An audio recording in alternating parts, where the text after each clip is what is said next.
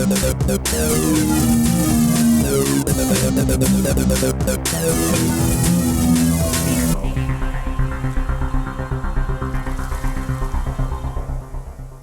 gonna drive you under the bus. Floor is yours, Henrik. Well, god damn it, I'm positively rosebud here.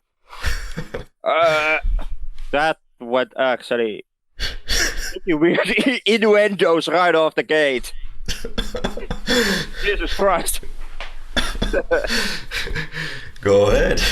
Yeah. Okay, yeah, so today's episode, in a desperate attempt to make film podcasting crave again, we are actually touching Donald Trump's favorite movie. You sure do know how to pick them. I must hand it to you. Yeah. I'm sorry, but what is a movie podcast without reviewing Citizen Kane? I think that's not gonna work in the long run. Yep, well, hopefully we don't have any listeners in the US at the moment, because if we do, it was nice to know you. No hard feelings. We'll be fine. We'll be moving into Hong Kong next time. Yeah, we can alienate also them. If you're a new listener of this podcast, the Flick Lab is a film podcast where media assistant and Henrik, a future master of arts, try to tackle the most challenging movies apparently that we can ever pick. So, yeah, Master of Arts. Is it a Master of Arts, or are you going to be the 21st century film prodigy a la Orson Welles, or the new seventh wonder at Louvre Museum, or, I don't know, a handbag designer on Fifth Avenue? Or I'm most likely being the head job designer in in that one dark alley. Well, I can totally grant it to you, because it's not entirely clear to me what it entails being the master of arts. As art in fact is in the eye of the beholder, and I did not particularly like my art lessons because, to be completely honest, there is no rhyme or reason for art. What is art? It's anything and everything that you depict as being art.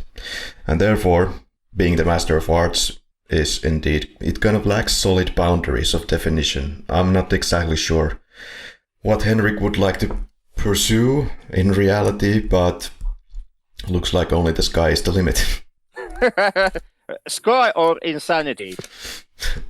To give some clarification, I'm specializing in audiovisual media. Yeah. So, yeah, in Finland, the Master of Arts is a huge, extremely large umbrella term that withholds many of different kind of specializations. My specialization, will I ever actually get my degree, would be audiovisual media. So, camera work, producing, web design, game design, pretty much everything that you can do by your head except package design and clothing. Yeah. Well, still quite vast subjects. It is to say what we are supposed to do after graduation as our job for the rest of our lives. Nobody appears to have the faintest idea. I honestly feel like that as well. I kind of supposedly specialized in camera work. In the end, you have only so much time to touch certain topics, and the best way to learn is to be in the business. That it is. Can't actually argue with you on that. Yeah. But today we'll be looking at Spy Kids 2, Island of Lost Dreams from 2002. This is a sequel to the very famous original Spy Kids, and it's directed by Robert Rodriguez. Are you a big fan? I like more, the part 3. Like I think the characters were most well defined. and the idea was even more kind of a complete. Defined, is that saying that they got more definition when they grew older? Well, at least they got 3D behind them backing on that one. But yeah, if nothing else, in part 3 they have Sylvester Stallone backing the film as the nefarious toy maker. So if nothing else, part 3 is completely expendable. That is the high quality jokes you can expect from a master of arts. Jesus. Well, it made cinematic history, and okay, well, in reality we are still going to try to look to review Citizen Kane tonight, one way or the other. Is it too late to just switch it to Spy Kids 2? I don't know. I might as well go to sleep. But let's try. It's been a rough day, but I'm getting to it. And this has been a rough movie. Yeah, indeed. What is this movie about, Henrik? My take on this is that it's about a media tycoon, baron, a rich news baron uttering his last words, Rosebud. And there's this reporter, Terry Thompson, and he's tasked to find out what it means. That's the crux. To me, this is a film about making fascism great again. This movie is from those times when you were either for democracy or you were a fascist. Nothing in between. No, Karri. This was not made on the modern times. like this is old classic. Yeah. Why did we choose it? I love the notion we. It says so in my notes. Well, I guess you're right. This is once again a film that I guess every film podcast which works on as broad scale as we do is not being tied into one specific genre has to actually go through Citizen Kane at some point. Yeah, it's only fair to look at, if nothing else, then at least one movie from Wells and all the great ones, in my opinion. Then we can move on to our regularly scheduled ones again, like shitty horror movies about cats killing the entire boat crew.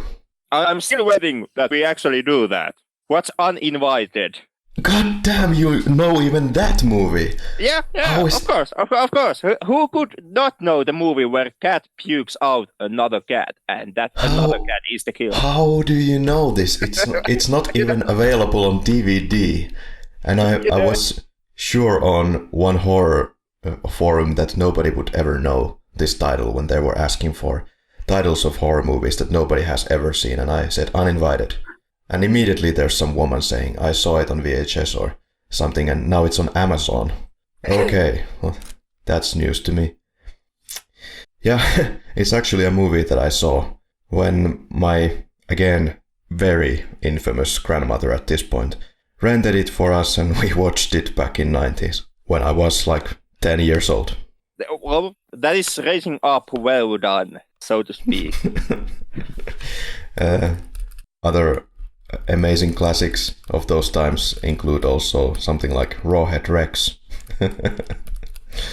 I don't know if you've seen that, but pure classic. The famous slog era of basically everything.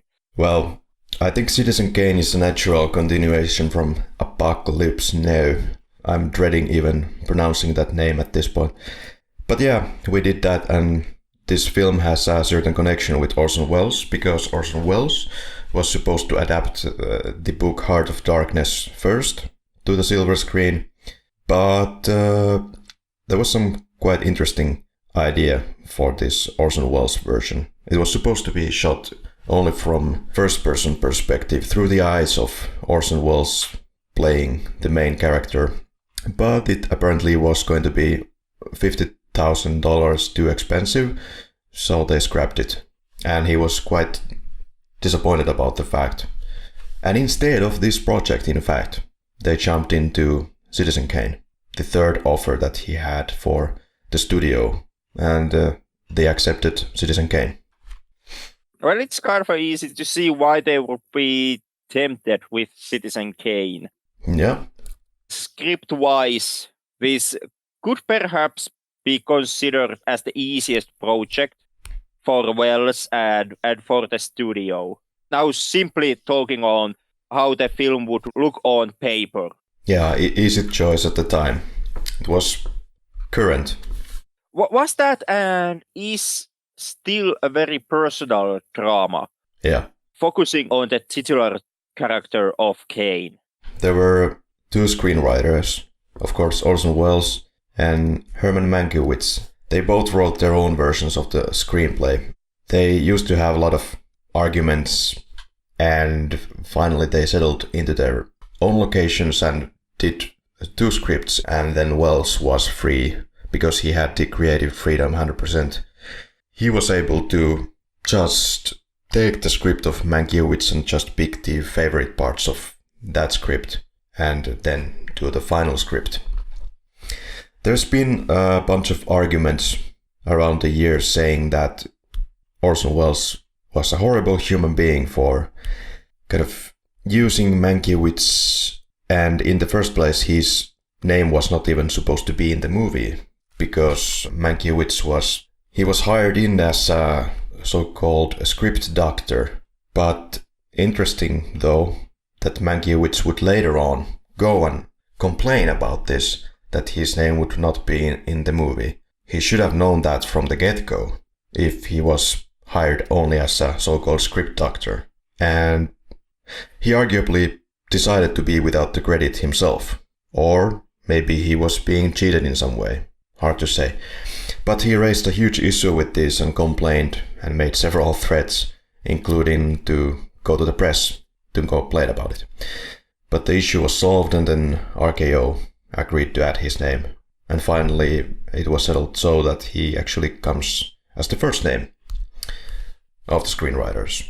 Even though there was a guy who studied who actually was the main writer of the final script, and it may not come as a surprise that at the end of the day, Orson Welles was the one that wrote the considerable amount of the script.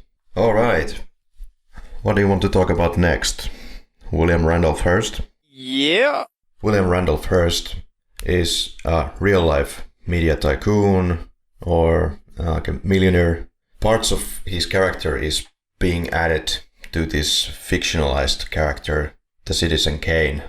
So William Randolph Hearst is the kind of the main basis of this story, and the idea of getting Hearst into this whole story as the integral part is coming from Mankiewicz again, because Mankiewicz happened to be in the social circles of William Randolph Hearst, but was then, due to some schism, kicked out of those circles, and he began to hate Hearst, and hence this movie. And I can totally see why Hearst would see this as an issue, like something aggressive against him. But at the end of the day, I would agree with Kane, Orson Welles as well, that this was kind of a fusion character of several egotistical and rich kind of a tycoon type of character. That he is. He's also, at least for my understanding, partly also purely fictional. So it's not just a combination of different tycoons, but combination of different tycoons and pure fiction, and not so much picture perfect copy of Hearst. Yeah, one could almost make the argument that the whole Kane as a figurement of Hearst angle would not even have risen so prominently up had Hearst himself not gotten a fit and went to such a lengths to prevent the film from being released. There is also interesting that they are depicting the death of the tycoon in this film during still the living and breathing Hearst. So I can understand why he would raise a fuss But to go to the lengths that he did, he tried to hire somebody to burn all the film negatives and copies made out of Citizen Kane before the initial release. But he finally managed to limit the screening of Citizen Kane, and unfortunately the movie was not so successful at the box office, was not able to get back the sum of money that was used on it, was unable to get its budget back. But later in the 50s, I believe in 1956, this movie was re-released in the US theaters and was kind of another look was taken into this film, especially after this movie gained popularity in France after World War II. And after the 60s at least, it was then considered, if not the best, then one of the greatest movies of all time. It happened relatively quickly and indeed during the lifetime of Orson Welles. He was actually considered as some kind of a protege already at the age of 23 or so, just based on his skills in theater. Yeah, the story behind the Citizen Kane's re-release is something that shows you the dangers of getting into blows with a newspaper mogul at the time or during the golden time of print media newspapers. And he is the kind of the father figure, I guess, along with Pulitzer, who created the yellow press. So in that sense, we can give all the crap to William Randolph Hearst. I really wouldn't care either way. So his greatest contribution was printing basically manipulated stories, politically manipulated stories, outright lies, the father figure of the modern day press. Yeah, the yellow papers. Yeah. So in that sense, yeah, just put him under the bus. Yeah, it's something that you most definitely can and should do, since the person in question is long since dead and can't be here to defend himself.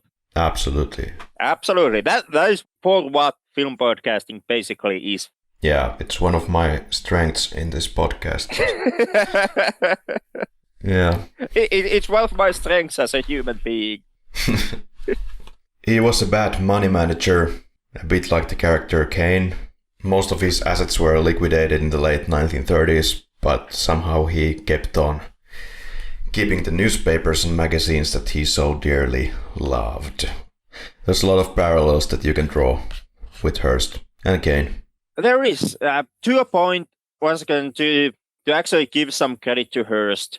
In a way, I can understand why Hearst was so pissed off, especially taking into note that Mankiewicz was doing the original screenplay. So, in Hearst's point of view, I kind of can see the notion that this felt like a hit job against him. But still, I also am not on side of Hearst when it comes to the lengths where he went to in order to prevent the film from being screened and the whole publication-wide ban towards the film. Yeah, you can also actually find parallels very much with Hearst and Welles, and well, this was, I believe, one of the reasons why Welles was playing the character of Kane, because at least what I could see quite straight away is that they have incredibly insane spending habits. They are probably not so good with math, as they spent fortunes on their projects, and especially Welles had plenty of projects that he never finished, but he kept pouring money into these, and he was able to kind of have most of the control in these pictures because he was producing them by himself completely, at least around the 70s when he was working on The Other Side of the Wind and all that. So these were not very much moving anywhere. So easy for me to see why Clint Eastwood and et al. Would not join his projects, seeing what kind of a train wreck he was, really.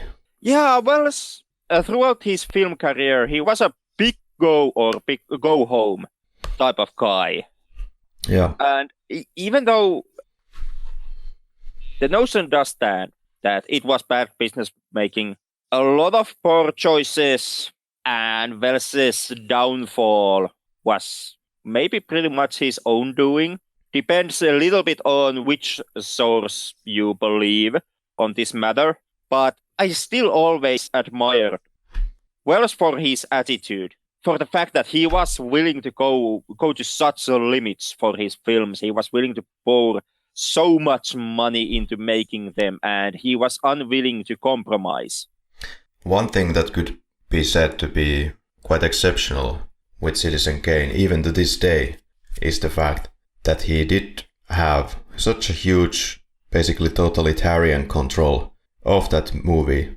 So he was able to do very much the movie that he wanted to do. So this was without studio interference in the final product, which is kind of rare. Which is extremely big gamble in the end. In Citizen Kane, it does work, since I dread to think what this film would be like had the studio got in between in the making process of the film. But once again, this attitude that does work only if the creator is on par, is good enough to pull this stunt off. With a lesser filmmaker, this could have also been a completely horrible train wreck. Yeah, it was indeed widely ridiculous, the whole deal with RKO and Orson Welles. This young guy approaching Hollywood, looking like he's basically owning the place. Well, I don't think he meant it as such. He was just Orson Welles and boy with toys, and he came there to try out Hollywood. And there might be some certain benefits indeed to give sometimes somebody the full control of the picture, to get the full artistic merits onto the screen. Sometimes it's worth the risk. RKO definitely thought so, even though they were not trusting him 100%. Because there were some spies at the set sometimes, taking a look that everything was going fine with the whole shooting. But every time there were some spies on the set, Orson Welles would tell everyone to start playing, was it volleyball, softball, basketball, baseball, whatever the ball it was. And they would keep playing until the spies would go away. Now, that is one way to deal with the situation. Yeah. But yeah, I can also sympathize with RKO's fears. Once again, if looking simply on what this could have looked like on a page, simply on its script form, you easily could actually kind of get the idea that you could make Citizen Kane with way less money than actually was used in the overall filming process.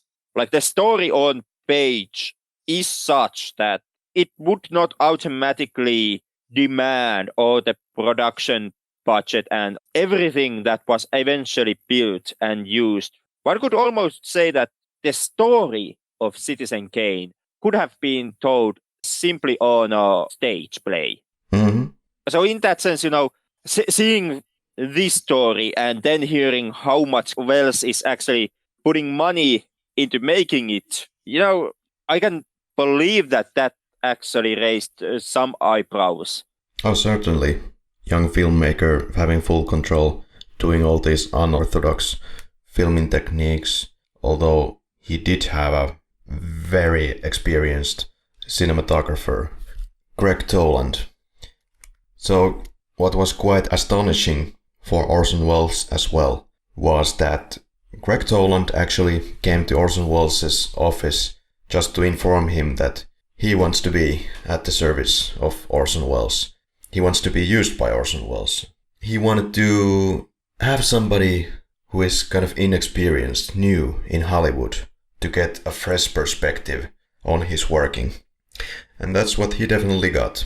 I think they both learned a lot from themselves. Maybe. The judge is somewhat on the side when it comes to Wells himself, how much he learned about himself. It kind of goes, like I said previously, it goes with on what story about Wells you actually believe in. there are some stories that present Wells as this revolutionary imaginarian who kind of comes up with these great ideas and is completely devoted to his art. And then there are the other stories which paint Wells in extremely negative light, telling you how almost downright calling him a fascist himself, on a virtue on how he acted on the set and how he worked with other people. Yeah, there were comments from people who work with him that he could be having this kind of a dictatorial moments where he would get everyone together and then just shout and blast at everybody that everything was going badly and you should do this, you should do this. And that it was very hard to approach him when he was in that type of mood. But apparently Mankiewicz was one that was able to approach him during those times.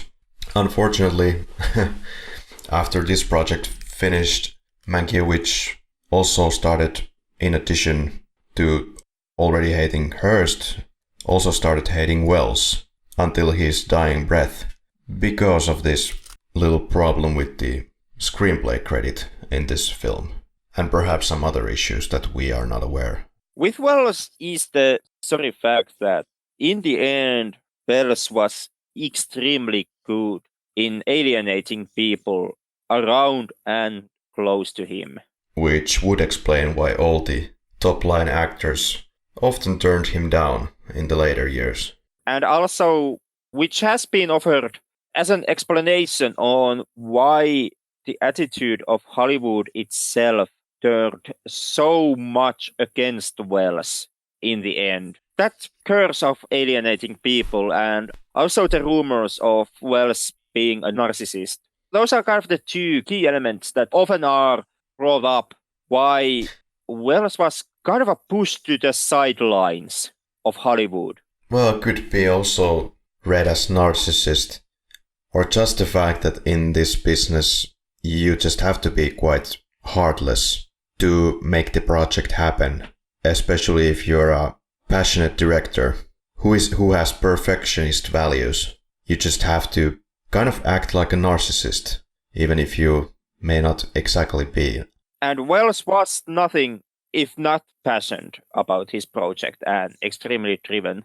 We haven't talked about who the hell is Orson Welles exactly, like where did he come from? Well, this is a guy who was born in St. Joseph, Missouri. Also, in the case of Hearst, these parents of Orson Welles were quite affluent already. Orson Welles grew up in Chicago, Illinois. He is remembered as an actor, director, writer, producer. He actually started from the theater. And later on, he became known for the radio, and especially the radio adaptation of H.G. Wells' novel War of the Worlds. It's quite useful to note in this podcast because this was the well-known show that caused panic, at least allegedly, among a lot of listeners who thought that an ET attack was happening for real in the streets. And this statement about this strong of an effect have been challenged in contemporary times. But yeah, there were people who were horrified and took it for real.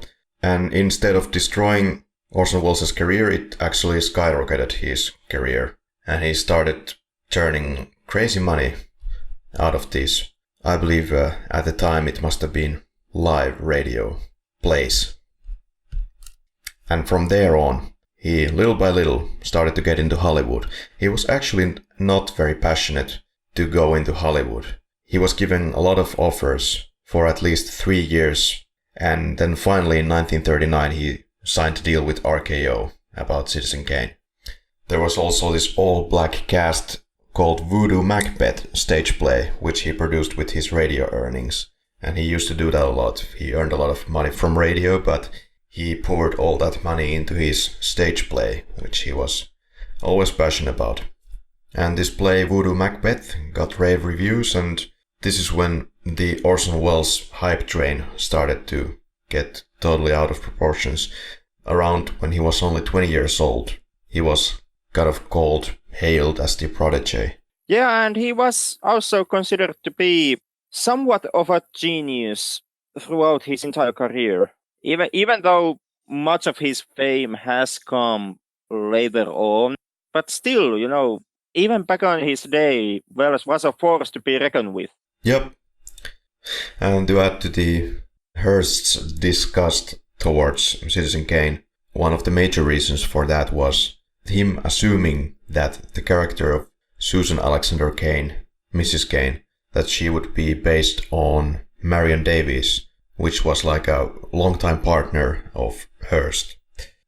Once again, an easy mistake to make if you would believe that Citizen Kane would be a hit piece against you personally.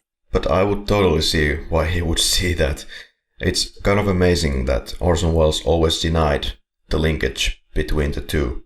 But when you think about Marion Davies, there was reports that she might have felt that she was always in the shadow of Hearst.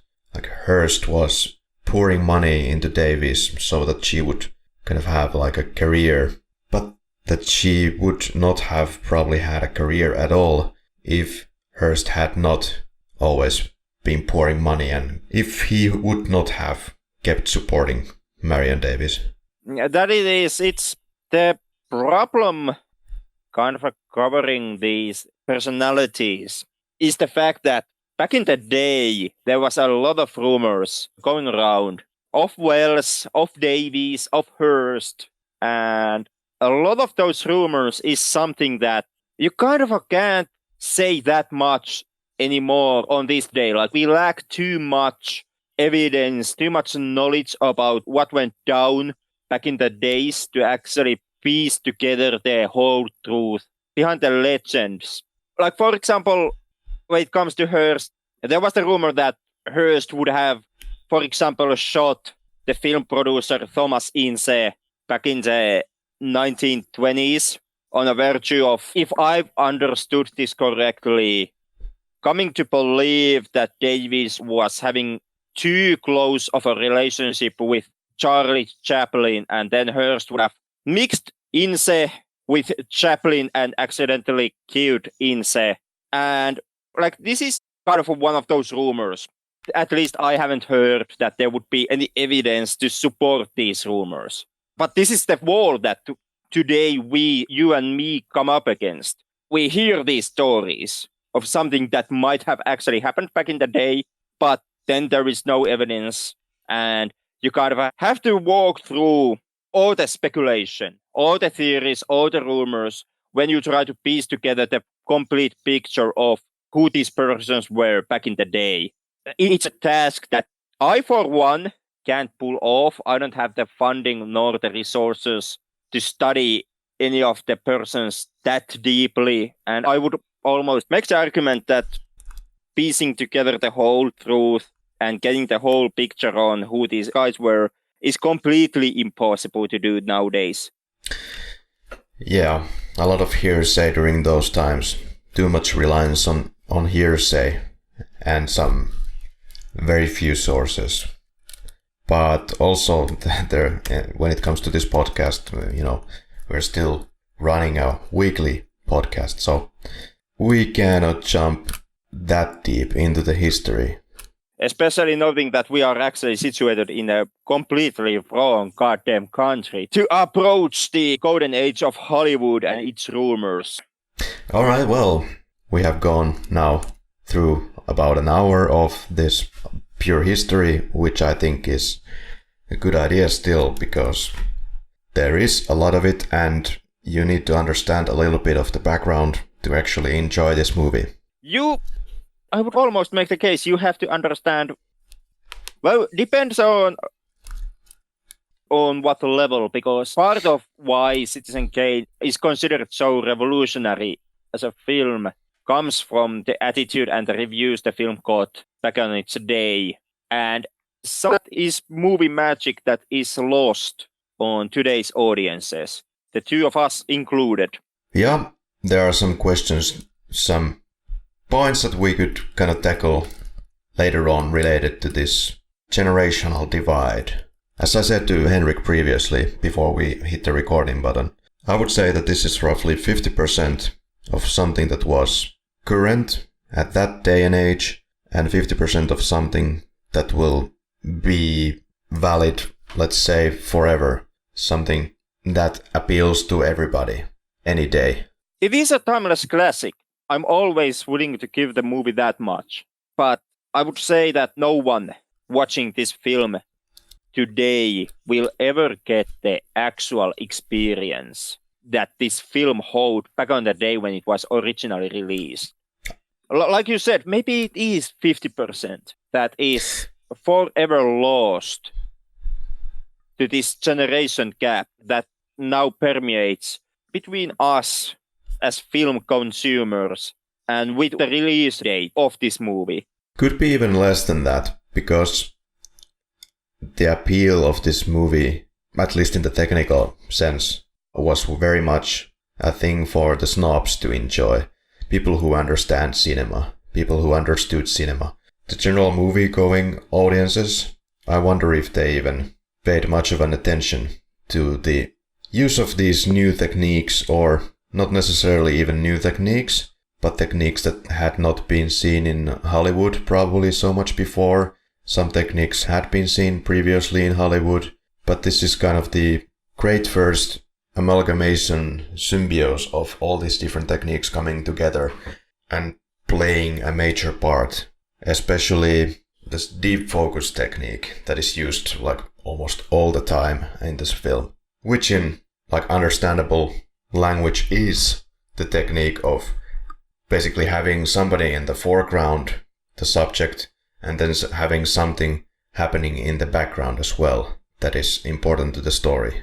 And also to keep the background as much in focus as is the foreground. It could be really hard to say if the general audiences ever understand the revolutionary techniques in the film. Yeah.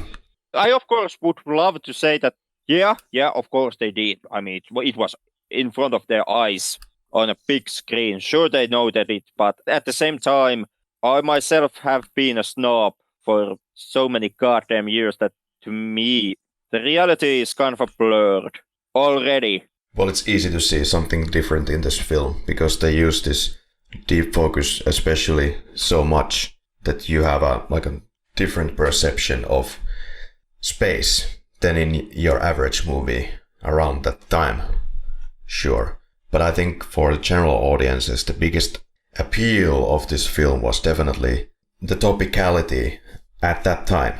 Because Hearst was creating newspapers and magazines for the general audiences. These people were reading this crap, and then they came to the theater to see kind of a story about their great hero.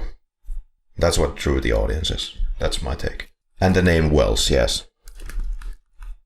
Most likely, yeah. I would also point a finger towards the overall production values of the film, kind of the size of the sets being used here.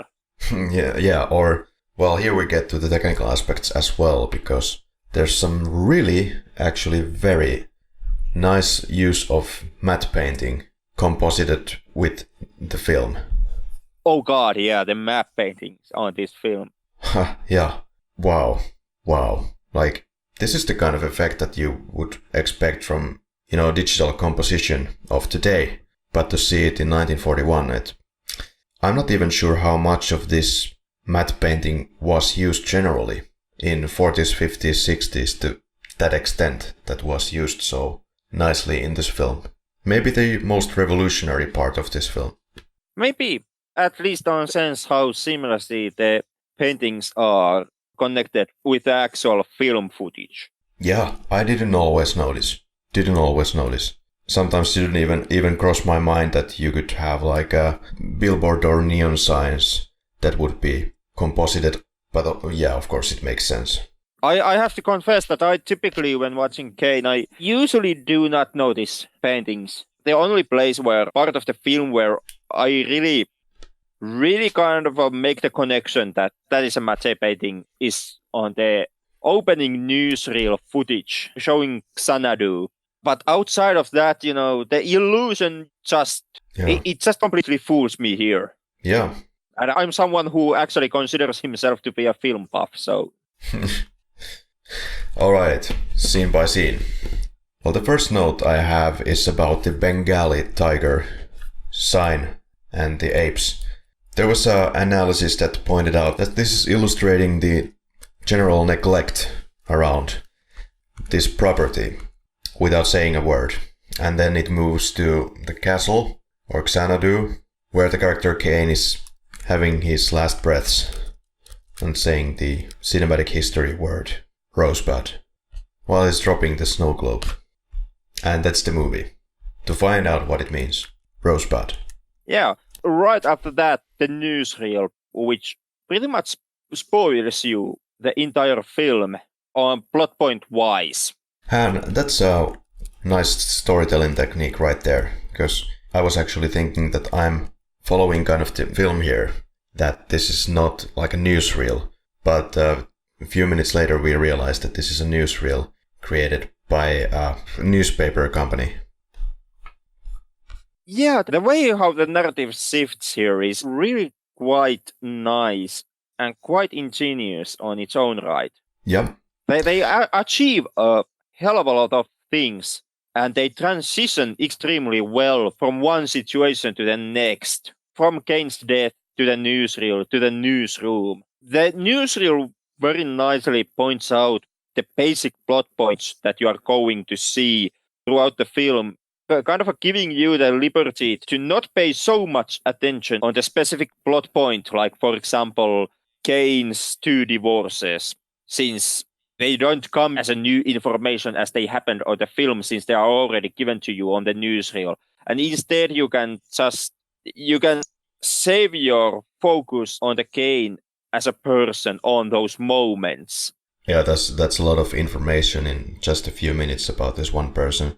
On the first viewing, I was sure that I would have to just kind of understand all of this information right off the gate, but yeah, it's being repeated as we go on. There's some incredibly nice techniques in this film, especially the camera that goes through the, I believe, quite obviously has to be a miniature version of the restaurant El Rancho rooftop and the neon sign, and the camera goes kind of through the neon sign and next to the window, and then it cross cuts to the restaurant and lowers the camera. And that's really nice work. I was not expecting that when I first watched this, and I was really impressed with that. That's something that you don't quite often see in so old films. Yeah, it has this dark kind of a mystery element on how the scene transitions. It's something that you typically would be expecting from a film noir, or for example a detective film. And that's what the main modern day character, the news reporter, kind of in the end ends up being. He's kind of a detective who goes through all these people trying to find the truth and the answer to the question presented at the beginning of the film. What is Rosebud? Yeah. Do you have a clear understanding who exactly and why exactly is the character of Kane taken from home? I understand that he's going to be now protected against the possibly abusive father and to follow a better life perhaps. Well, we know that this rich guy is now going to take care of Kane, and this is being done because the family, the parents of Kane, had something to do with this rich person, and now is this some kind of a payback to take care of the child? I'm a little bit confused on that. They find a possible gold mine underneath the property of the boarding house where Kane and his parents live.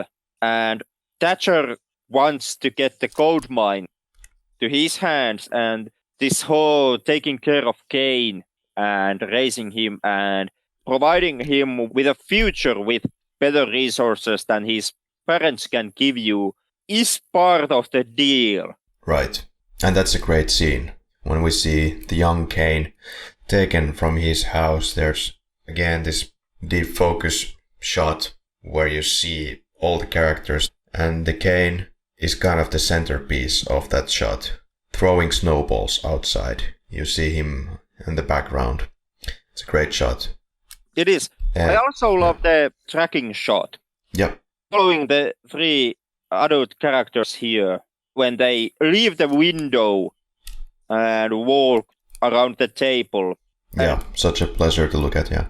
It is. And it is technically, once again, this was one of the aspects where this was technically ahead of its time in the sense of how it was shot. Not the tracking shot as a technique, but the complexity of the shot. The fact that they had to kind of divide the table to get the camera move through it. Yeah, and the actor playing the mother, Agnes Moorehead, I think she's delivering a pretty stellar performance. Especially at the moment when she's delivering the line like, I've got his trunk all packed. I've had it packed for a week now. I liked it, and I can also already mention that her performance alongside Orson Welles might be my favorite performances out of this film. But many great performances here. Not a bad performance to be seen. A rare picture in that sense. Yeah. With Moorehead really knocking it out of the park here, there is the sense with her that at first when you see her and when they are talking about the deal of Thatcher taking Kane under his care, at first Moorehead kind of sells the performance as this cold, calculative businesswoman. And you kind of get the feeling that she's simply selling Kane off for some undisclosed reason. And only at the part when she makes the notion towards her husband that that's exactly why I'm sending him away. And that kind of is the moment that turns the whole scene around and makes you realize that it's actually a caring and protective act from her to send Kane away from his father and to send Kane to something that she considers to be a better future. Yeah, it's like watching like the painting. After the reporter has roasted the ex-wife, the reporter heads to Philadelphia to Thatcher Library to see the diary, which might give some clues about the history of Kane. And this is, again, very beautifully lit place. There's just one key light coming to the table where the reporter is going to read the diary. Here we already also see some utilizing of the so-called chiaroscuro lighting, where you kind of emphasize the lighting of certain parts of your body, for example. You make a stark contrast against other body parts. It's called the same technique in paintings. But of course, today we see it everywhere. Well, we see and we don't see. We do see the same technique being pulled off, but not to the same effect. In my opinion, there is a level that was lost in the film when the film itself left the black and white days and finally got the colors. Yeah, this could be said that it works the best with black and white. It does. It kind of highlights the white areas more, since the black areas can become completely engulfed by shadows and dim lighting. There is some scenes in Citizen Kane also where the room is extremely dark and the character in the picture is wearing entirely black, and at some point it gives you the illusion, since the clothes and the dark background, they kind of combine together completely, and it gives you the impression that most of the character is actually being swallowed by the shadows in the room, and his head and, for example, a right arm are just kind of floating amidst the blackness. Then again, with color, the effect is still strong, and I think it works fine because the human eye is still looking for, the focus of light as what you pay attention to, and the color might become as the second one, but lighting is the key. I would almost make the case that while I'm not arguing with your point about the lighting, And I do note that the lighting techniques are what actually create the effect also in the black and white films. I would almost make the counter argument that even though you can have technically the same effect, the effect is greater on a black and white film. No argument there. I think we could use several different terms for this. It doesn't have to be chiaroscuro. Maybe it can be said to be high contrast lighting. Or, well, it can be a soft light or hard light. Chiaroscuro. It's a nightmare to pronounce. Oh yeah.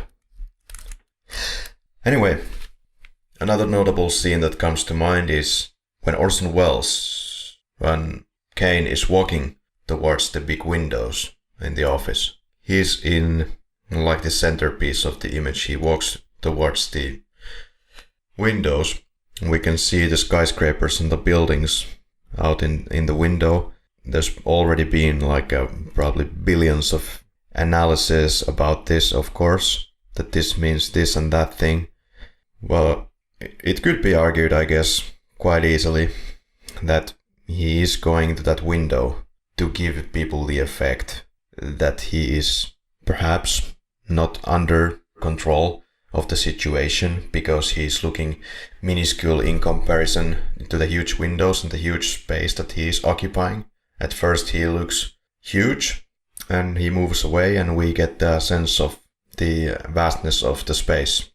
For me, it's kind of pulling it a little bit too far that this would be necessarily making a reference to this, that he is in loss of control when he's going to the window and being small. I think it's just Orson Welles playing with, depth and perception. I don't think it has to be anything else. Something that looks great. I don't know. I always took this with that added meaning. Okay. Of course, this is Orson Welles playing around with depth and camera techniques, but this is also the point where Kane's foster father, Thatcher, has kind of finally had it with Kane's shit, and Kane continuously picking up fights with Thatcher, and also the point where Kane has landed on some rough times. So to me, this showcases Kane shrinking as his businesses are swindling due to the economic collapse that is happening in the background. Yeah, it can be definitely seen that way, that he is like this minuscule thing juxtaposed with the huge buildings and making the point that he is just a human, just a small dot in this vast space. The film kind of does repeatedly this comparison between Kane and the background on the scenes where Kane kind of loses the fight, or when Kane is knocked back a notch from what he was trying to achieve. I mean, in spirit, this scene, Kane walking towards the window in the office, it has a lot of the same spirit that, for example, has later on in the movie, in the scene where Kane loses the election, or when Kane is being threatened by Getty and Kane races after Getty to the staircase. These downbeat moments, the moments when Kane gets hit, it is shown in those moments very much that the background kind of seems larger than Kane himself. Yeah, then there's again a kind of a different technique in the end when Mrs. and Mr. Kane are in the hall of Xanadu and Mrs. Kane is playing the jigsaw puzzle and goes next to the fireplace and Kane is sitting in a distance in the chair and we get this kind of a sense of coldness between the two just by the way they are juxtaposed in the frame, both of them very far away from each other physically and emotionally. And yeah, most definitely it is done for a reason, and it makes the whole scene feel colder when they are shot from a distance. It does, and it does make Kane look considerably smaller. Oh yeah. On those times when things just don't go like Kane himself would have wanted. Yeah, good point. It's a good line. I think it would be fun to run a newspaper. There is kind of a breaking of the fourth wall moment a bit in this scene when he's staring straight into the camera. And in that note, there is also a second scene which I like even more that does the exact same stunt. It's when Kane is in the end finding the newspaper and he writes the first editorial which states the values of the paper, and his friend Leland asked to have the original version of the editorial to himself, and he gets it, and then Leland looks at camera and just states that he has a feeling that that original version might come important someday. And then you actually see the exact same piece of paper playing quite a big part in the film later on, once they have separated their ways and Leland feels being betrayed by Kane. Also an interesting note by, is it the chairman, with this line, well, it's no trick to make a lot of money if all you want is to make a lot of money. But there are surprisingly a lot of these fourth wall breaks in Citizen Kane. Well, then Kane takes the control of the office of this guy. The completely important former owner or head of the newspaper. And starts to religiously take control over and manipulate the newspaper to his liking, making the readership to the hundreds of thousands. And turning the whole paper into a yellow newspaper. And actually, quite soon after that, maybe starts printing fake news. Absolutely, and during this takeover of the office, there is this quite interesting lighting, and you see this in quite a few scenes where basically the main player is in the shadow of the lighting.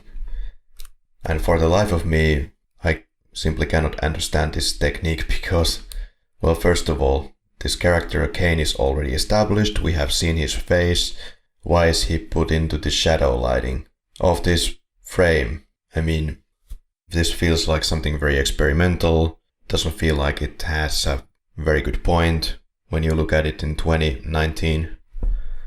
It doesn't really give any mysticity to the character, in my opinion. I think rather pointless choice. I'm not sure if they were trying to imply visually here that Kane is this controlling, shadowy figure. That in the end, Kane, through his newspaper, he tries to be this shadowy public opinion puppet master.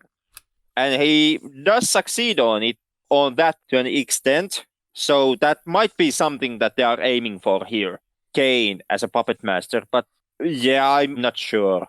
It just might be me reading too much into a lighting in one scene. Maybe just as you suggested, just experimental film techniques. Yeah, I kind of think so, because this is used in a variety of scenes.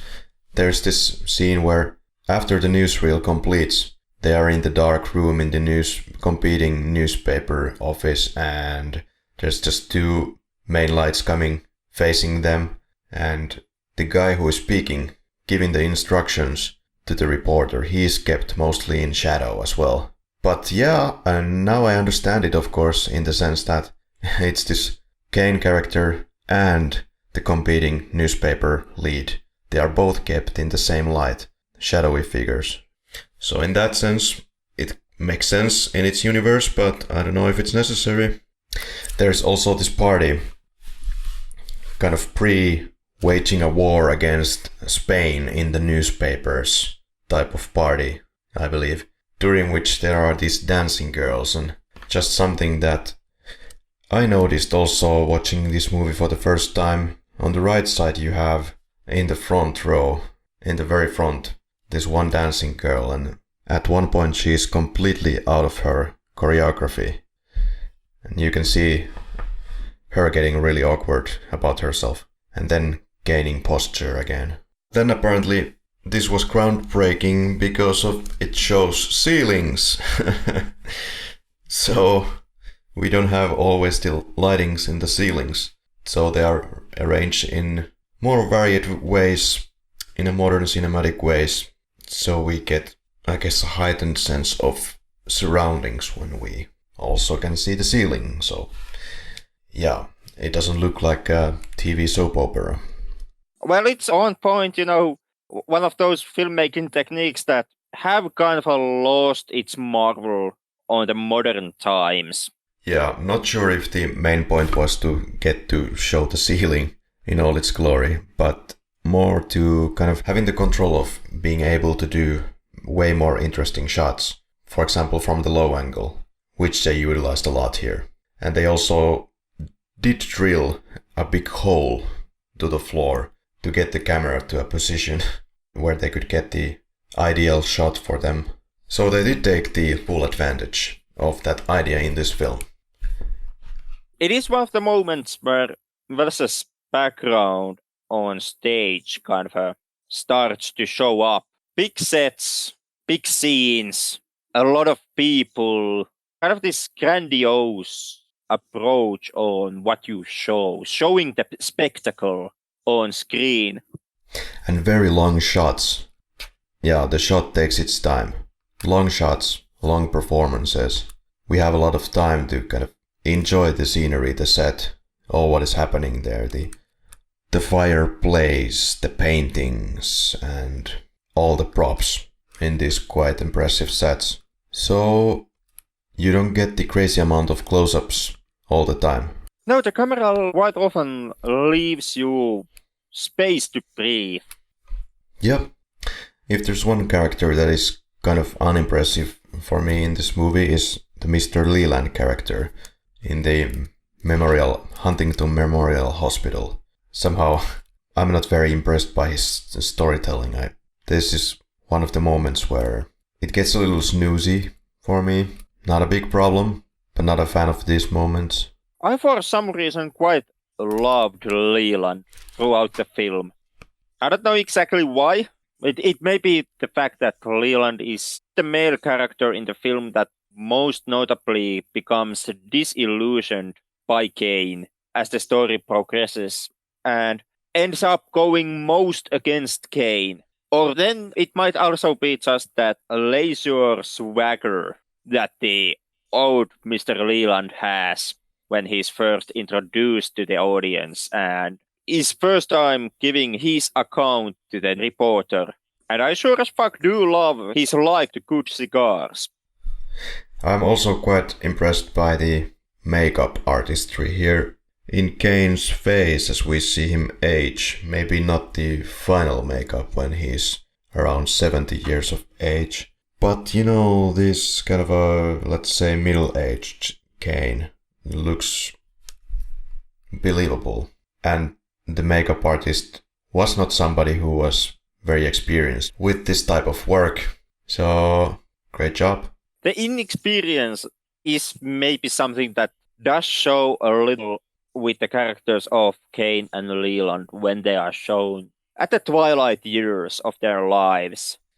Did you, by the way, get a feeling of overacting, the typical overacting of classical theater actors? Because this is where Wells is getting his theater buddies to this movie. This is like something like 90% of just his friends from the theater and him also trying to give them some kind of a career, which many of them did get in the cinema after this one.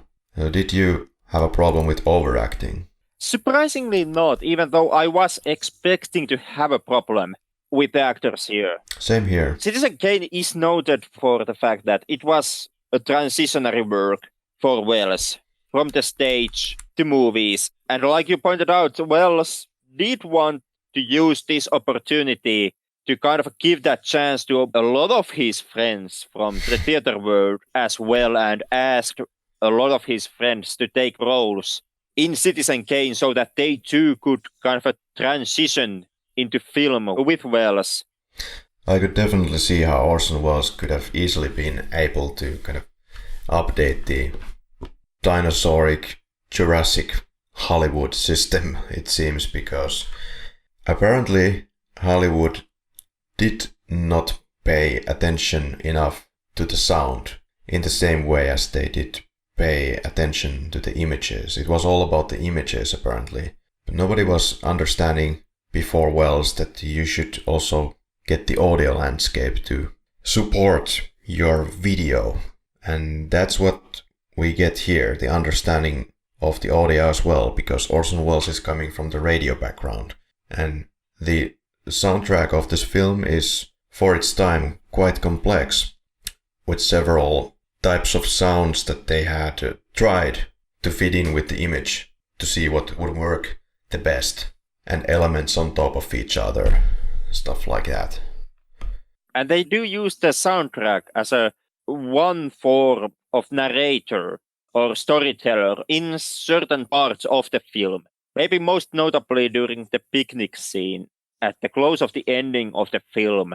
Yeah, and this movie is scored by Bernard Herrmann, the same guy who, for example, did Psycho. He has done the Taxi Driver soundtrack. He has done Vertigo. So a true genius, really. And at least for this movie, he really did get enough time to really work on the soundtrack because, well, you can definitely hear it in the movies from this era.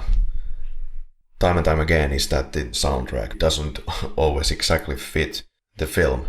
It could be just some random cues all over the place, not very much paid attention to. And arguably also because the people had very limited time to make that goddamn soundtrack. Could be like 2 or 3 weeks of time that they were allocating for soundtrack work.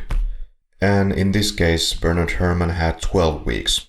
And not only this, Orson Welles seemed to also understand the importance of rehearsing. Because, believe it or not, before this, it seems rehearsals was something of an alien concept for Hollywood. So he's seen to be the inventor of film rehearsals.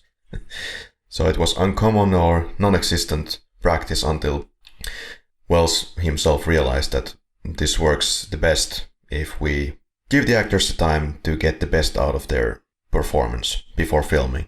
You know, feels like common sense. That's what people do in the theater as well, so why not in the films? But okay. Actors do give better performances when you give them the opportunity to rehearse their roles before shooting. Who could have actually thought that that kind of a crazy idea would ever work? Yeah. How out of reality was this institution at the time?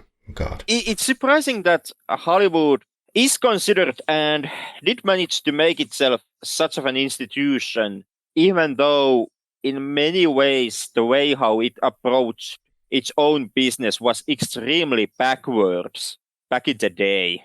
Have you also paid attention to this little fact that back in these days, people were kind of passionate to ridicule other people, put other people in bad light, or that people would gossip about other people a lot. And a lot of stories about other people were based on just bullshit. And it was okay. It was apparently okay. People didn't seem to pay much of an attention. For example, here, the RKO and Welles deal was already ridiculed.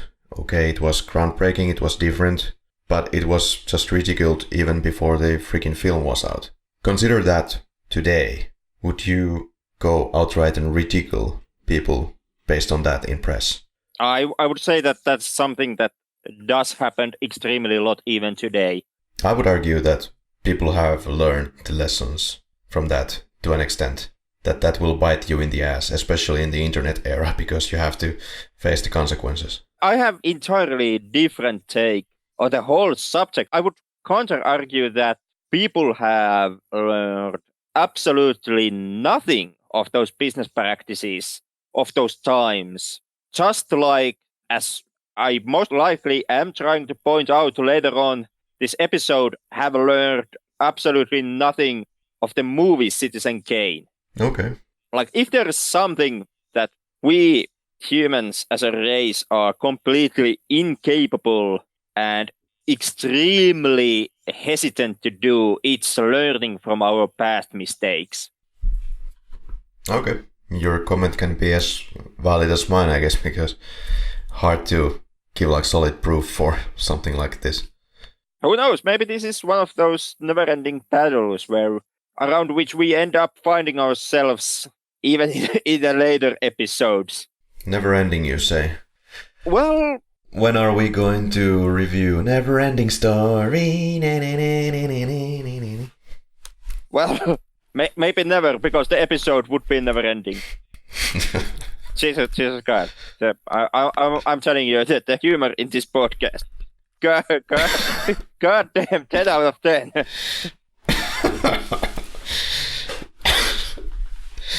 Yeah, I apologize. It's been a long day. It has been. This is Citizen Kane. Right after Apocalypse Now, so to our audiences, please have patience with us. In real life, we managed to have like a 2.5 weeks of a break or so. I don't know if that was very useful though. It was. There are times when this podcast hosting actually feels like a real work and not a hobby.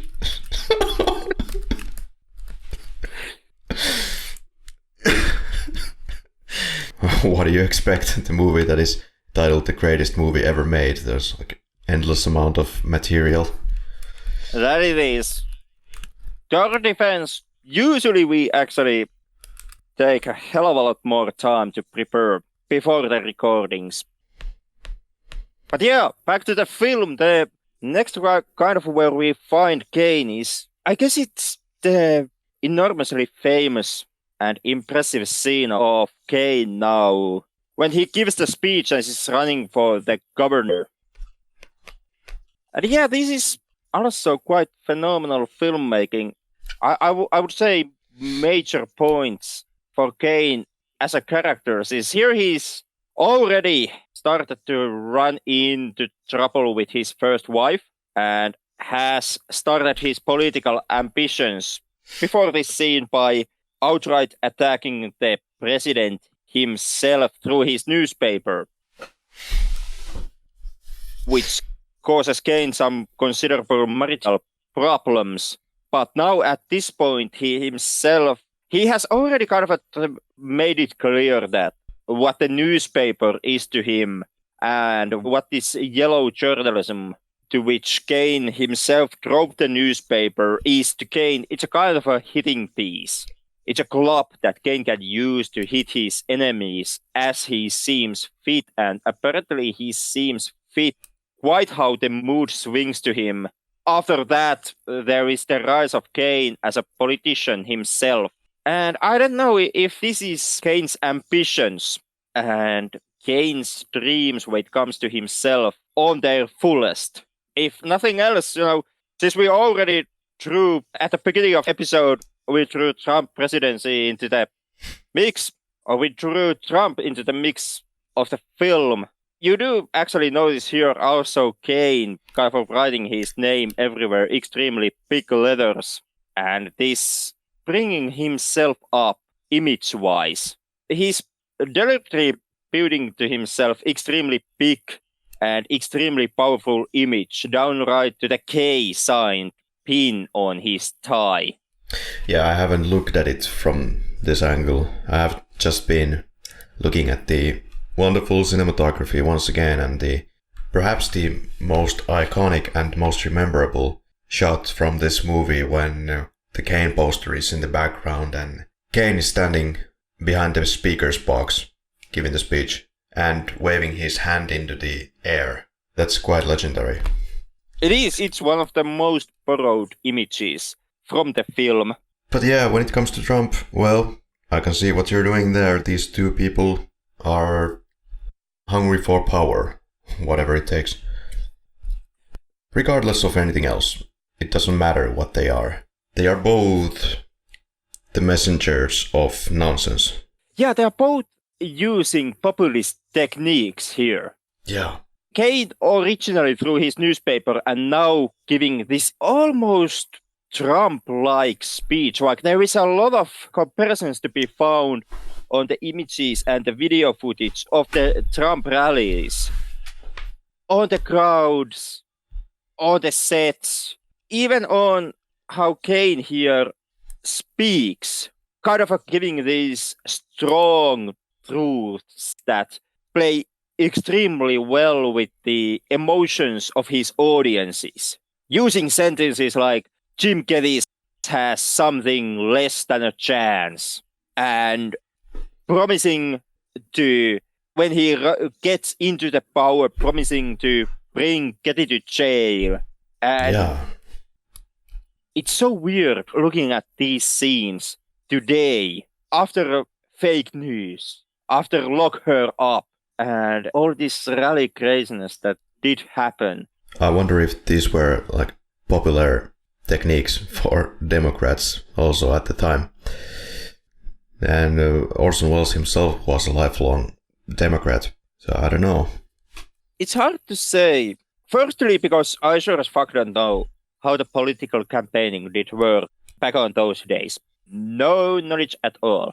But also because throughout the film, and I don't know if even Wells did this intentionally, but they give Kane tremendously a lot typical characteristics of a fascist or a dictator. Yeah. Like here you have the speech, and you have the posters, and you have Kane putting his name everywhere, and, you know, wearing that K on his tie. But before this scene, there is all that nonsense with the statues. Kane constantly collecting statues and sending them to his friends, also housing them at the offices of the newspaper. And this is kind of something that you actually have seen and do see being pulled off by the fascist leaders of both yesterday and today, to a point where actually all this kind of a behavior is considered to be downright one page from a fascist playbook. Yeah. In that sense, kind of timeless classic. It is. Maybe very current now. Maybe. And, you know, it is something that I can't say if Wells knew what he was doing or if he just stumbled into this accidentally. But then again, the film was done before the Pearl Harbor attacks and before the US joined the Second World War. But it was done in a time when you could actually believe that Wells would have seen, for example, Nazi Germany and maybe heard something from Germany. So in a way, Wells might just have had some kind of a entry point on what a fascist regime could look like. And maybe he took something from those images when he created these scenes here on the film. And since fascism hasn't changed really that much throughout the times, they still manage to be extremely relevant even today. Well, definitely the totalitarian aspect of Hearst is one of the elements of this story. Yeah, that it is. It's hard to say, since I never saw Hearst in action. Yeah, once again, one interesting shot is when Kane is finishing the text about the performance, first written by Jedediah, and he says that, Jedediah, you're fired, basically. Again, one of those deep focus shots. I read from somewhere that this is actually a composite. I didn't realize that, but perhaps it is.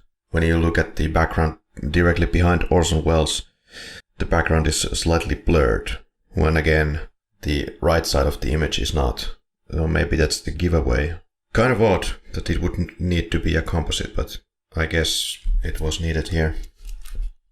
Could be. I never managed to pick that one up myself when watching this film. So yeah, you know, once again those moments when the movie completely managed to fool me. Yeah. At the last 30 minutes, interestingly, this movie gives focus and time for Mrs. Kane. Well, this movie, of course, has to explain why Mrs. Kane gets so frustrated at Mr. Kane and why she has this suicide attempt. So in that sense, and it's easy to draw parallels again with the partner of Hearst, in my opinion.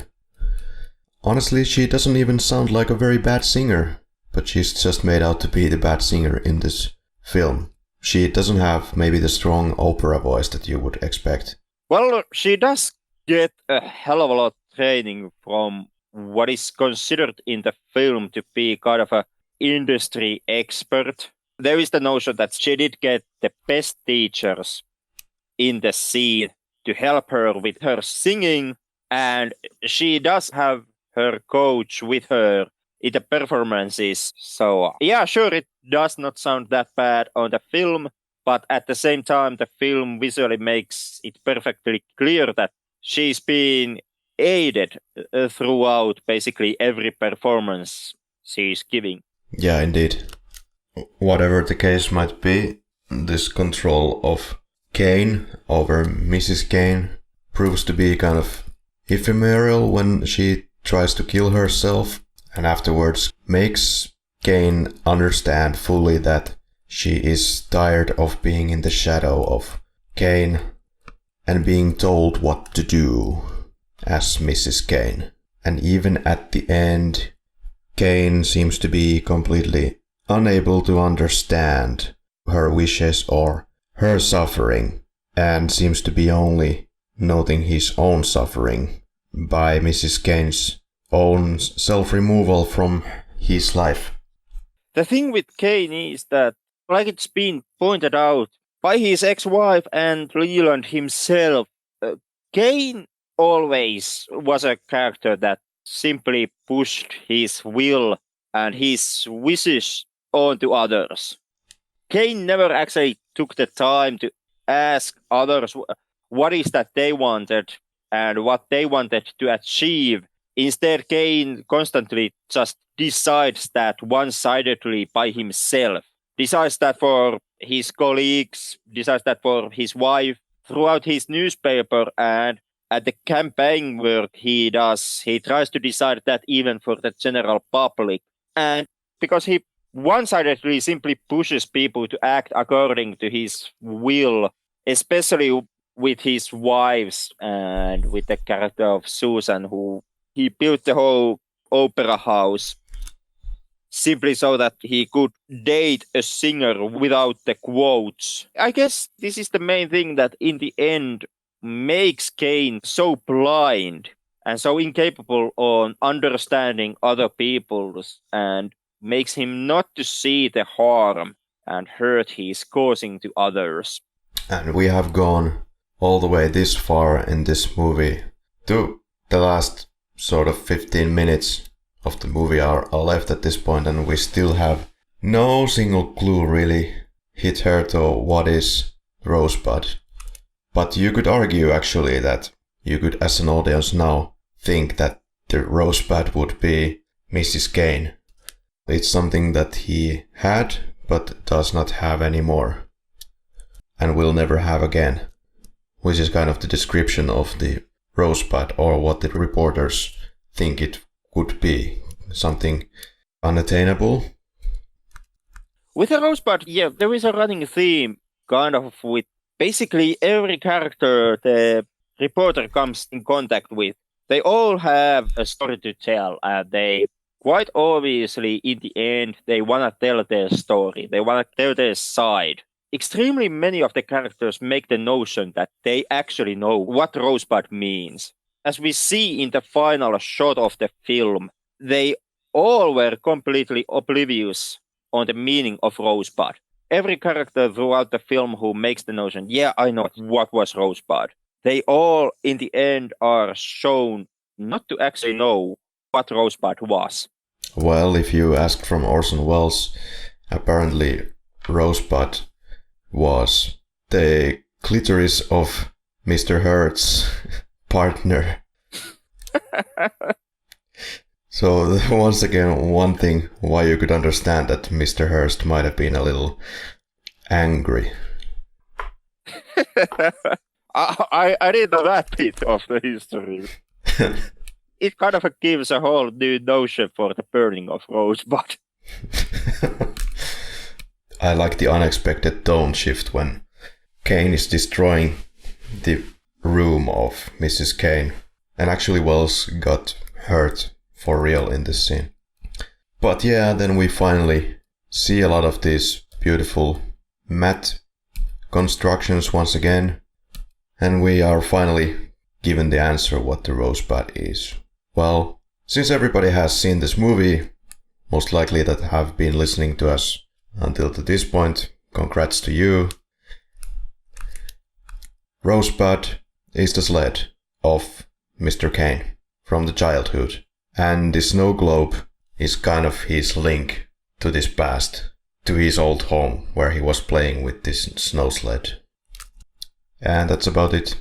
The childhood that kind of was taken away and denied from him. Yeah, Rosebud, which wasn't really much of a central point of this film after all. It's just some kind of a nice little reveal at the end that the audience needs, but the film itself held its ground without dealing with this whole Rosebud subject for extended periods of time, and was not a problem. But it does, in the end, give the film kind of at the same time, both a sad note, since you finally understand the importance of Rosebud to Kane, and understand that longing for childhood and, that motherly love. But at the same time, it kind of plays as a bit of a joke, since the whole newspaper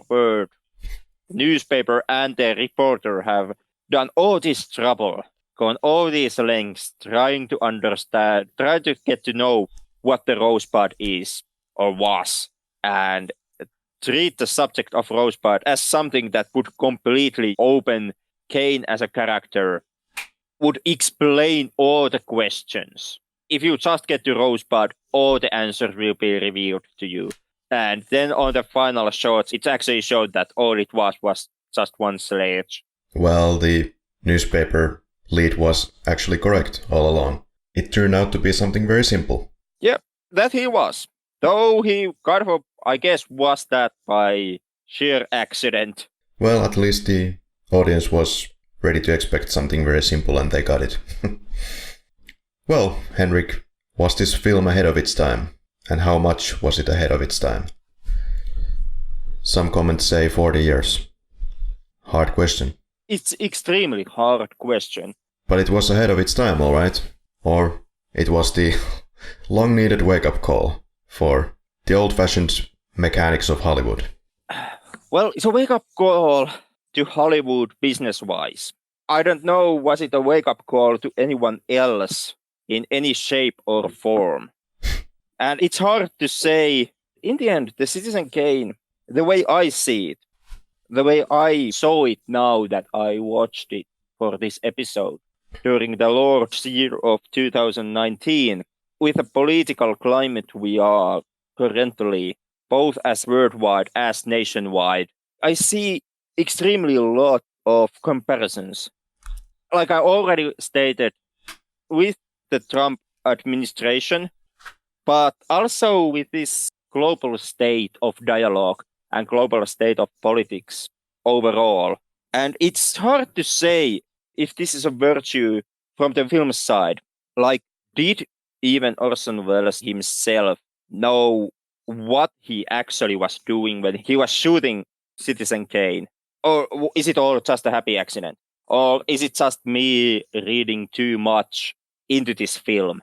And if he somehow saw warning signs that might come into fruition in future, and if all this is some kind of a half prophetical guessing work from Wells, but watching the film today, with the way the world at the moment is, in the end, Citizen Kane seems eerily similar to the state of business through how poignant Citizen Kane feels today. Maybe Citizen Kane is more than just a film. Maybe it could have worked as a warning, basically to all of us, where we might end up if we would not find ourselves and would not get a hold of ourselves.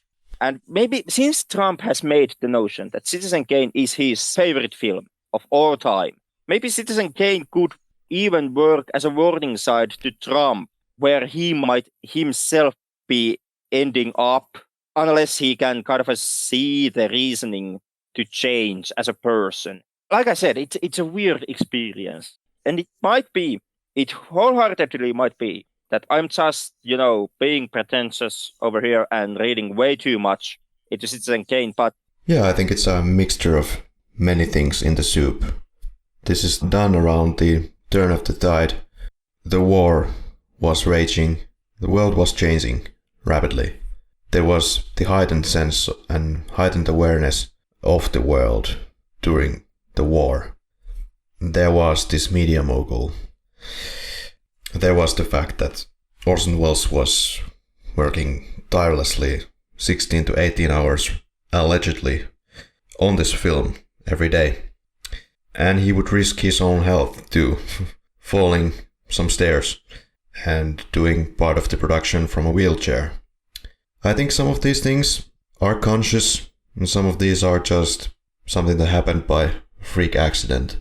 And the fact that he is bringing his own personal touch, since he's coming from not only theater, but also from radio, which I think contributed a hell of a lot for this film. When it comes to vis-a-vis the politics of the time and all of the media mogul association, well, that's clear. But when it comes to Hitler, can't answer that one. Yeah, it's a tricky one. The one that really fucks my mind here is how closely this movie ties into today's world. Yeah. I mean, Kane as a character, I kind of find and I see hell of a lot similarities between Kane and Trump as persons, both at a young age coming into huge wealth, both somehow wanting to show off to their father figures. Kane does it through constantly picking fights and spiting Thatcher. Trump kind of did the same thing by one-upping his father in the real estate business.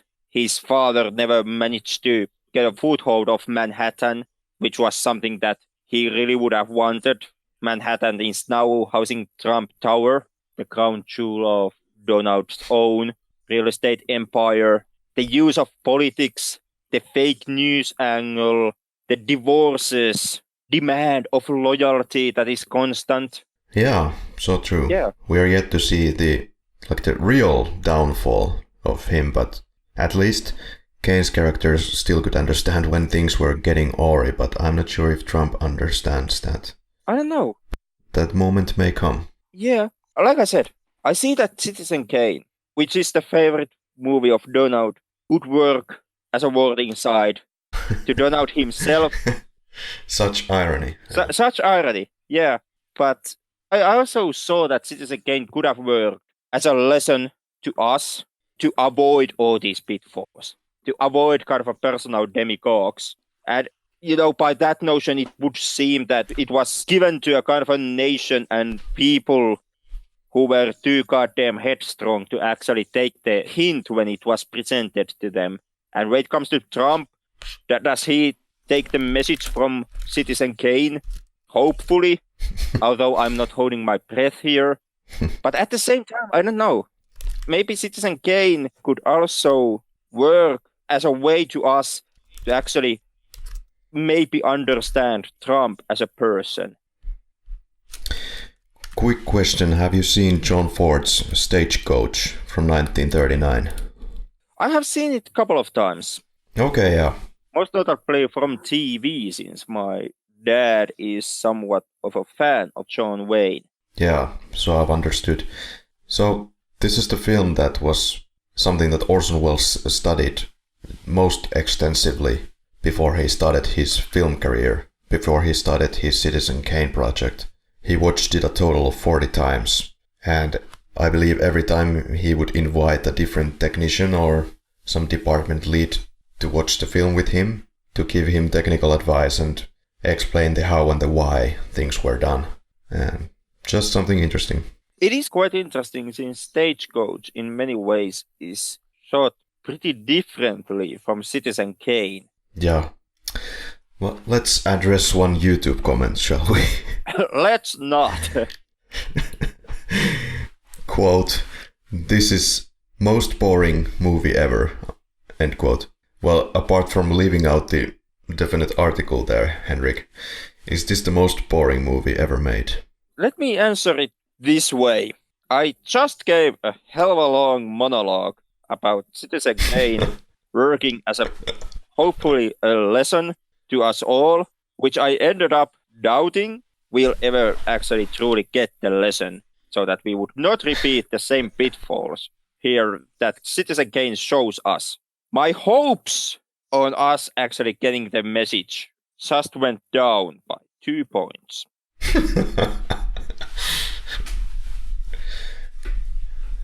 Well, Henrik, is this the greatest movie ever made?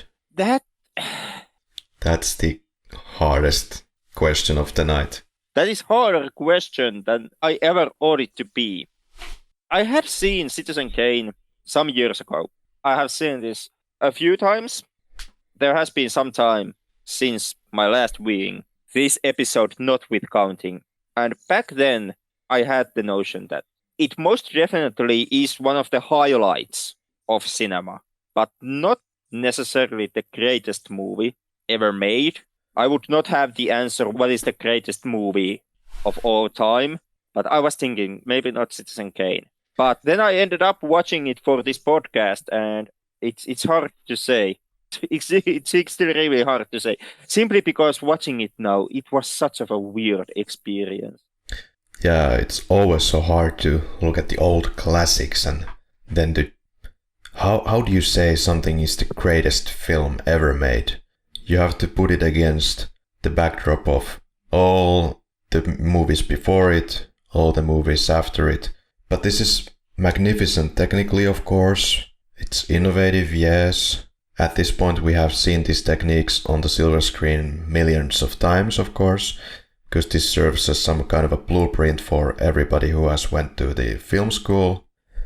And I'm not entirely convinced that this kind of a story build-up, or this kind of a story, which we have seen also in millions of different incarnations after this, I don't believe this is something that could hold the viewer's interest until the very end for all of us. And for a good reason.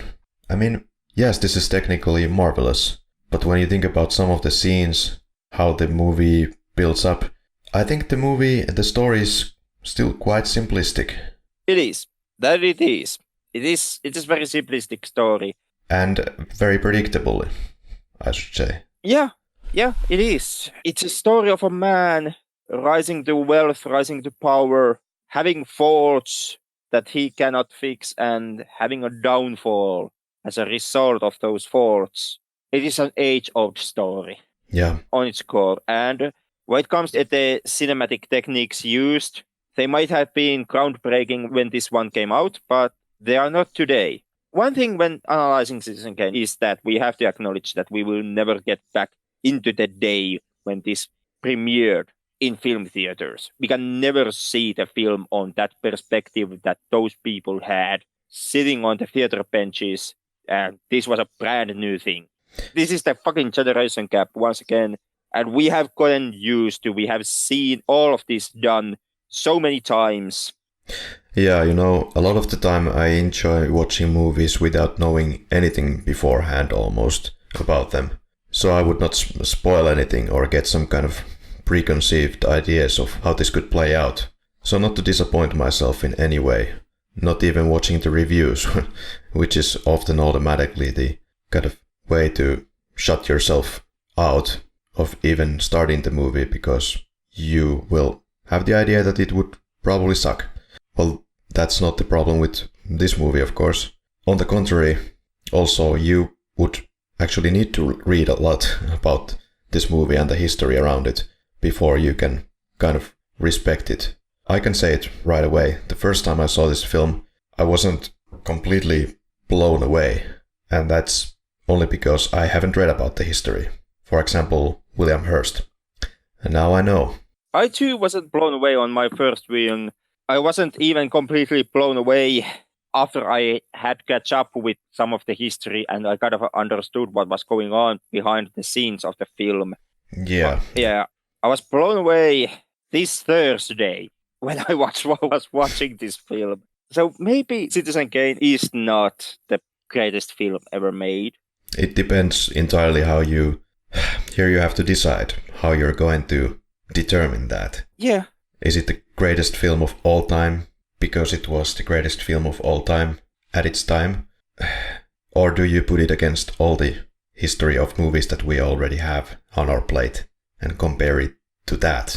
I think you have to decide in some way. I always put all the movies back to back against each other when trying to ask these questions. This is also the reason why I hate top lists from the bottom of my heart and refuse to create them.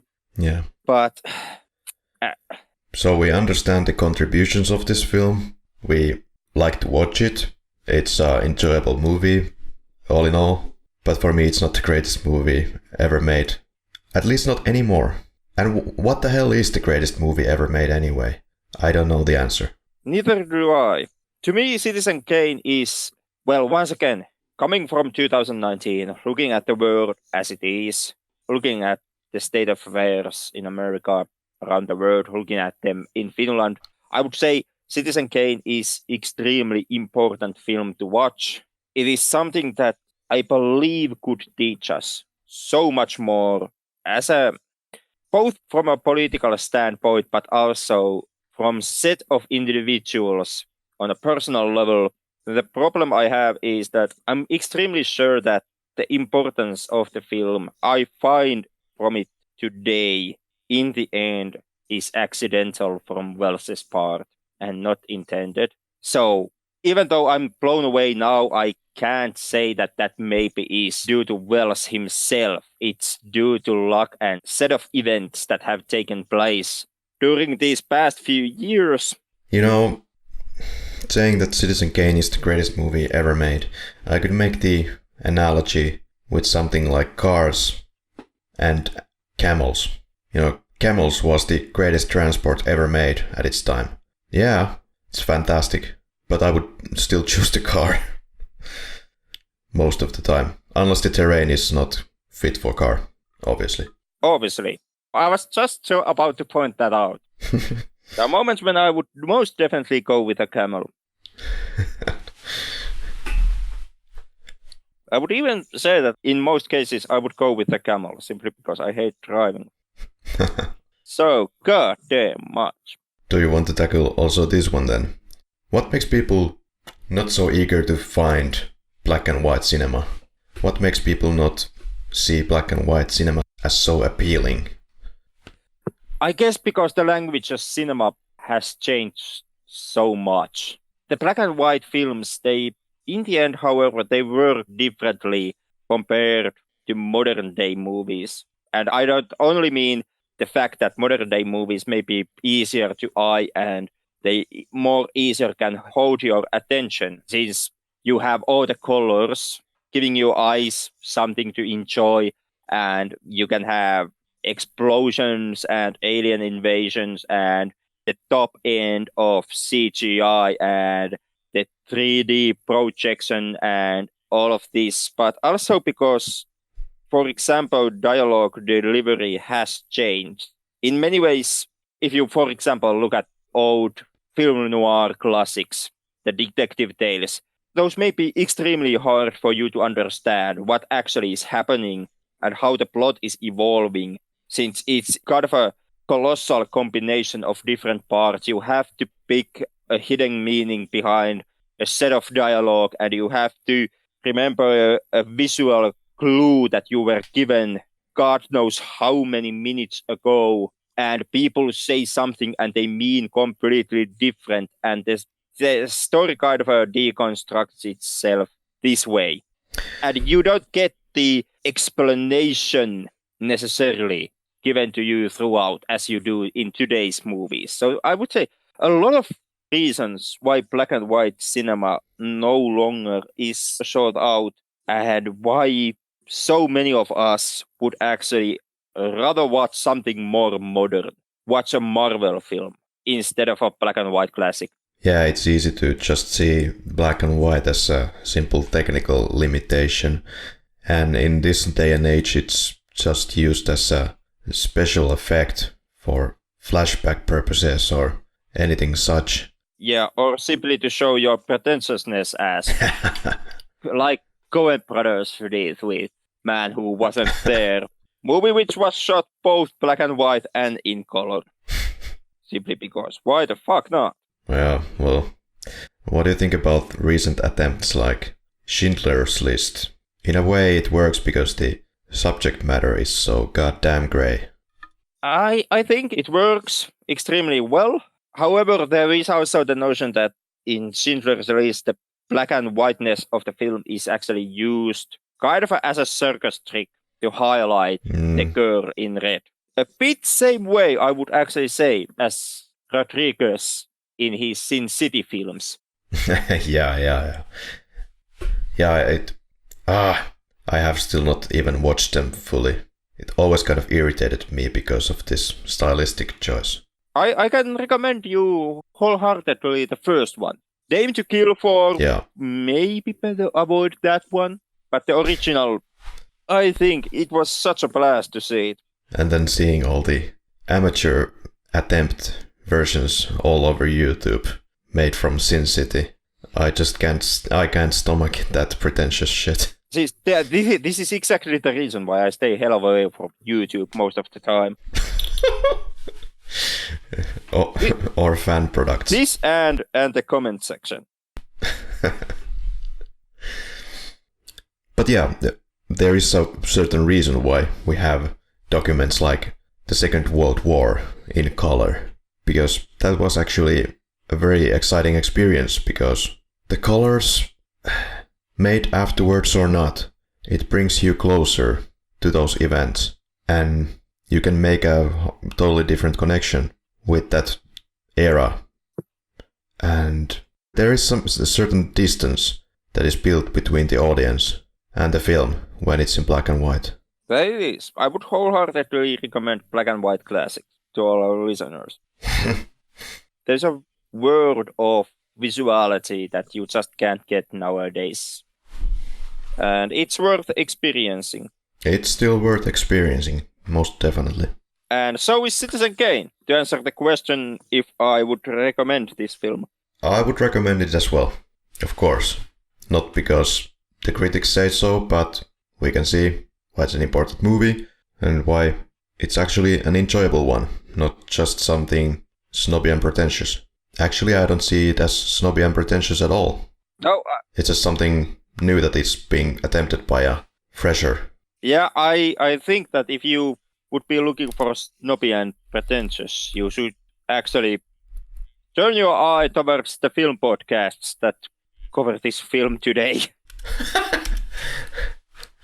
Or if you're looking for something snobby and pretentious from the same director, there's this one particular film, The Trial. There's your snobby and pretentious. But it actually succeeds in making this very uncomfortable feeling in the viewer, as it's trying. I give it that one. But other than that, be warned, dear listener. Yep, but to the Trial's defense, it is based on Kafka's work, so you should be aware what you are getting yourself into. Yeah. Well, Henrik, do you have your own rosebud? The thing you want but can never have? I would say better understanding of everything. The ultimate knowledge. This will sound very pretentious and ridiculous from 30-something old person, but the thing that I had, but cannot have again, is my youth, or so-called youth. I could be 23 for all eternity, but with the addition of what Henrik wants. I was actually counting on you saying Sega Dreamcast. I have evolved from that stage. But a great console. It just turned out that there's more to life than Sega Dreamcast. Well, this movie depicts a rich person in his own little empire. Is this something that you would also pursue in your life? Is this the correct answer to life as how to live it? Do you have to have 61 bedrooms and 59 bathrooms in your house? What is valuable to you? What is the meaning of life, Henrik? To me, it is knowledge. Gathering and containing it, and through this process trying to better yourself one way or the another. Like Carl Sagan once said, we are no longer at the mercy of a reptile brain, and I've always taken it as a kind of a demand. Since we have evolved from that, we should actually try to use that superior brain to make ourselves, and through that virtue, the world a better place. That's so excellent, because now that you mention it, I would pick exactly that one. As kind of a vein it sometimes feels, packing your head full of knowledge and then just dying and throwing it away. But yeah, hopefully it will be useful for the time of your occupying this planet and sharing the knowledge forward. There is a reason why I'm once again doing my degree on God knows what else I'm trying to become a master on. You know, I would have done exactly the same thing that you're doing, but I just figured money, it's a nice thing, but it definitely makes you dumber if you're doing work as most people do that is not really giving you more and more skills and knowledge day by day. I don't know. I mean, I'm not necessarily taking that side. I believe that even through your work you can always still enhance yourself, since in your job you learn new skills and you learn to do your job more effectively, and you pick all these things up. Even though I'm a louse who hides himself in libraries and behind the bookshelves and academia, I still in no way see myself as a superior to anyone who chooses the different road and just goes to work life and dedicates himself to his work. You can learn in both places. You just learn a bit differently and different things, but one does not up the other. I would disagree there, but you of course learn different things in different scopes in both of these arenas, but I can definitely feel the difference when I'm actually studying, because the purpose is learning every day. But yeah, well, it's been a movie that's been consuming a lot of our time, Henrik. But yeah, we got something together here, all right, once again. The miracles are small in this podcast. Well, are you ready to take the ferry to Hong Kong for the next episode, when we are not going to watch that particular movie now, but we are going to watch Chungking Express from Hong Kong, and we're going to be joining with a guest, Mitch Tom. Always happy to have a guest here. Excellent. Happy to take a little break from the eternal classics and movie miracles of the past, and, well, I don't know if we are actually taking a break from it. We're going to take a look at one of the very critically acclaimed directors from Hong Kong, Karri Ojala, and looking forward to that.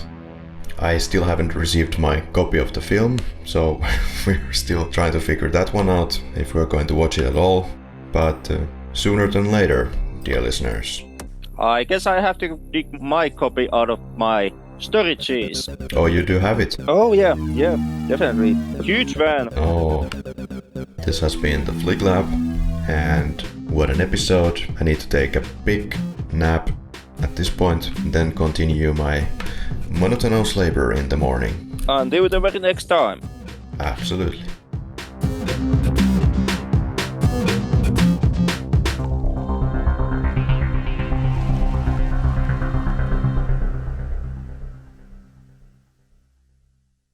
Mä en edes koita tota etunimeä. And his friend Leland. Ootapas. Ihan hetki. Täytyy varmistaa, oliko se oikea sana. No ei ollut. No vähän